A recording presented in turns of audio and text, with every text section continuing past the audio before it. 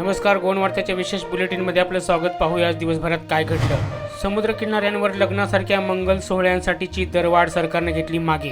आता पूर्वीप्रमाणे 5 दिवसांसाठी भरावे लागणार 1 लाखाचे शुल्क. मुसळधार पावसानं राज्याला झोडपलं. वेरणा लोटली मार्गावर दरड कोसळली. 66 जनजीवन विस्कळीत. बलात्कार प्रकरणातील आरोपी अक्षय शिंदेच्या एन्काउंटरचा CID करणार तपास.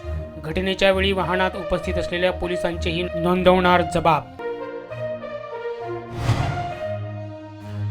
भुईबावडा घाट परिसरात ढगफुटी सदृश्य पावसामुळे दाणादाण.